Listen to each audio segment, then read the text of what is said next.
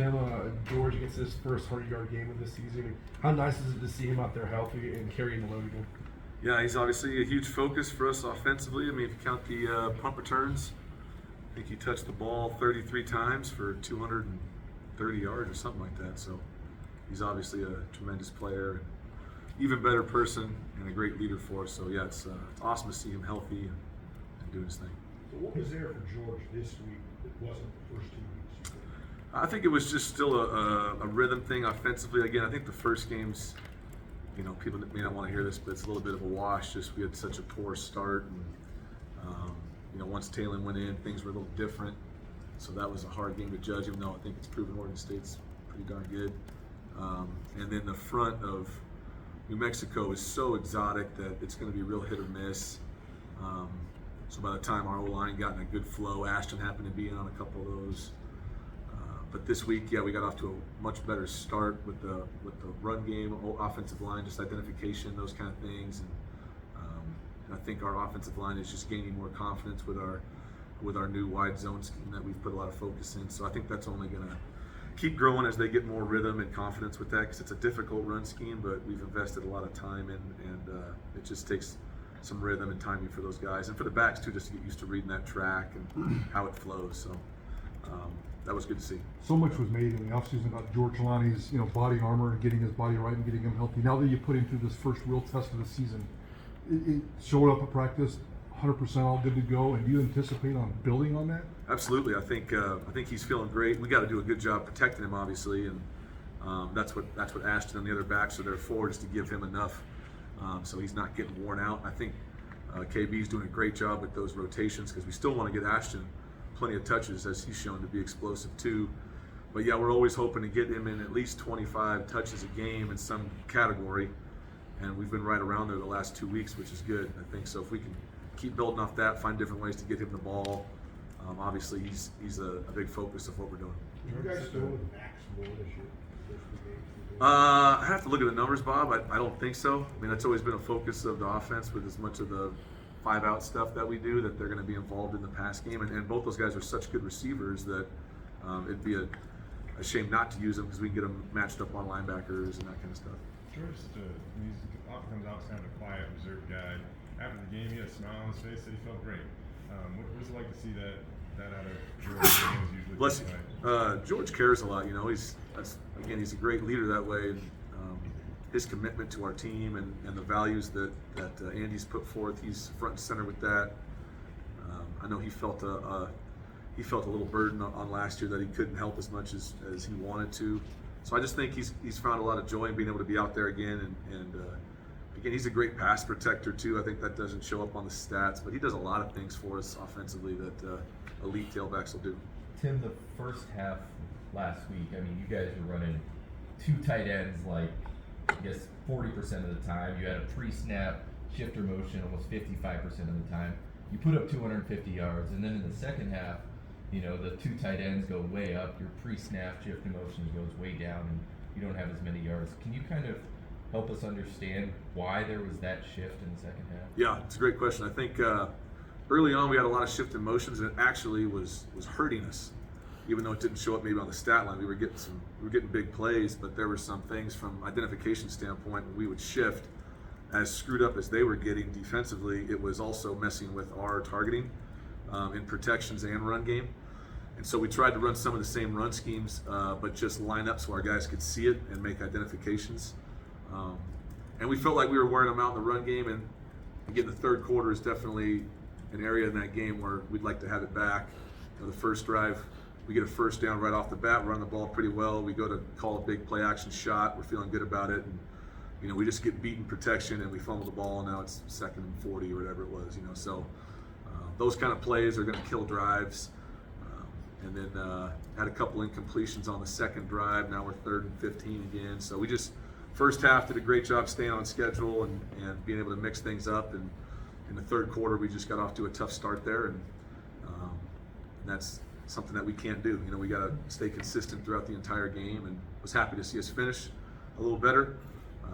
But the first half was a good sign that we're growing and we're finding some rhythm, but we got to do it consistently, obviously, for 4 quarters. When you put that many, 12, 13 personnel out, kind of seems like the offensive line is struggling. I mean, that's at least on the outset. Is that accurate? No, I think the real reason is they're an odd front defense, and a lot of times the edges of the defense are going to be different when you're playing an odd front. So if you don't have a tight end in, then you got a loose edge, and now you got a stand-up player that's going to be in space that you got to either reach to or you got to have someone come back for.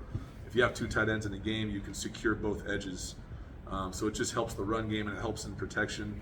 And they're playing so many guys in the box that you put more guys in there, they're going to bring more guys down. And we were hoping to get more shots over the top, and took a bunch of them. We just didn't hit as many as we were hoping to. In the first half, we hit a couple. In the second half, we missed them either with protection or just didn't complete the throw. And with the commitment that we have to the run game now, we got to hit those shot plays to be able to stay balanced, stay out of those second and longs. So every time we call a shot play, we got to cash in on those. Where does that? I mean, you were mentioning it last week. Like, you're a guy who comes from wanting to throw the ball all over the yard, and then in this Boise State thing, it's they talked about on the broadcast. You guys are trying to create a new identity as this just power run team, run it all the time. I mean, what is the balance for you of like, hey, I grew up wanting to throw the ball, and then now it's like, oh, we're gonna run it a bunch. Yeah, it's not about what I want. It's about what's best for the team. And I think we saw last year that there were some games early in the year we might have thrown for 400 yards, but I think we had less than 100 yards rushing. And I'm getting signs on my car, and they're going to burn our house down for not running the ball well. And so I think it's a balance back and forth of trying to figure out what's best for our team. And our best player is our running back, and our offensive line does better when they're aggressive and can come off the ball and run the football. And protections become easier because you can play action now and you can keep more guys in for protection. And if you get into a drop back world, there's some of those things you're going to give up. And so I think it's just the identity of our team that we really believe in here, that we got a great defense, and if we can protect the football and grind teams out in the run game and impose our will physically, that fits the identity of who we have right now and what we want to be, and that's our focus. Doesn't mean we don't want to throw the ball. No one wants to throw the ball more than I do, but it has to be what's best for our team. It has to fit within the game plan, and I'm still very confident that we'll have some good days throwing the ball. Haven't had those good days yet, and that's frustrating for me, obviously, and frustrating for all of our guys. But that, again, I think it's going to come as we gain more rhythm with what we're trying to do, and we have made a big shift offensively from schematic and what we're trying to do. Put a lot of work into that, and it's going to take time. It's going to take time for us to build rhythm there. But I think what we saw this game was there was some balance and some rhythm in the first half where, if we're putting 250 yards up in a half, that's really, really good out of that system. And, with the way we're huddling now and going to get less possessions, we got to make sure that we're, every single play is going to matter, and we got to make sure we execute that consistently to the best of our ability. But again, I think our defense is so strong that even in this last game, the average starting point for the other team was inside the 20-yard line. Even one of those plays, I think it was like 3rd and 30, and we threw a screen to George, and he got a gain of like 20. So we're punting, but we're punting from the 45-yard line. So now James can pin them, and now again they got to try to drive 80 yards on our defense, which I don't think a lot of teams are going to be able to do. So got to play the game to win the game, and it's not about putting up gaudy stats. Sometimes it's about winning football games, and we saw last year that when we run the ball well and protect the football, we can win a lot of games. More times in the huddle, how is that helping the specific defense? Offense. Yeah, I think with the amount of checks we're doing at the line of scrimmage within the run game, and again, I think when we go really fast, again, last year it might lead to us having higher statistical numbers, but now you're playing more drives and you're, we got defensive guys that might be cramping out or things like that. And again, it's about our team, by changing up the tempos maybe sometimes and huddling up. That's different for the defense too. They gotta wait for us to break the huddle. They can't see our formation. When you go no huddle, you're showing them your formation ahead of time, but you're making them make calls faster. Now you're huddling. They don't get to see the formation. They have a little more time to get set. So now you got to shift in motion and play that game. So it's either way how you do it, you still can create issues. And we're hoping to continue to build off of that, multiple tempos, and try to keep things off balance. Tim, what do you see in UTEP?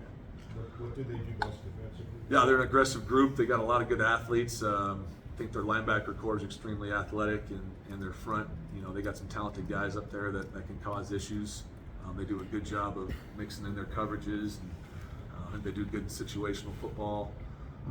So they'll be a tremendous challenge. I know you joke about people putting signs on your car and stuff, but I mean, when the offense isn't maybe going as well as some people like, the OC is an easy guy for fans to target. I don't know whether it's your wife at the grocery store or your kid at school or anything. You're obviously in a big position here. Maybe it's not going as well as some fans would like. How's that for you to take? That comes with the job. You know, I only thing that worries me sometimes is what they say to the players, maybe, you know, because these guys work really hard and they deserve support from the fans. But as an offense coordinator, that comes with the territory and the history here and the tradition here of great offensive play. The standard is extremely high, and all I would say to the fans is, you know, if we're not putting up the numbers or putting up the stats, definitely come after me. It falls on me, and I'm going to work as hard as I can to get it better. And but their standard will never be as high as my standard for myself and for the offense, and that comes with the position, and that's the right of people to have any opinion that they want to have. And but yeah, it's definitely can be stressful on a family, but that comes with the territory, and that's what we sign up for. You mentioned the stats not being as gaudy, but I mean, in the end, I know as a football coach, you just want to win the game. Yeah. So how do you balance, I guess, that the fans wanting 50 points and 500 yards versus an ugly win, so to speak, where Yeah. you guys got the job accomplished? Yeah, I think they've seen such great football over long periods of time that their expectations are extremely high, and I love that about being here. You know, I want to be at a place where the expectations are high, and they do put pressure on me and our guys to play at a specific level. But for me and for our team, at the end of the day, it's about winning football games. You know, if we win a Mountain West Conference championship and a bowl game, and we do it with the class and integrity that we talk about, that's our end goal. You know, and I'll take a win in any form or fashion. But obviously, I would love us to do a lot better offensively and put up big numbers, and I think we're capable of doing that. But we got to do it within the rhythm of the game and do it in a way that helps out our entire team. We're 3 weeks into the season, and Hank's been up and down, the highs and the lows already so far. Where's his confidence? Yeah, I think Hank's doing a tremendous job of blocking out the noise. He definitely has things he has to deal with outside of here that comes with playing the quarterback position.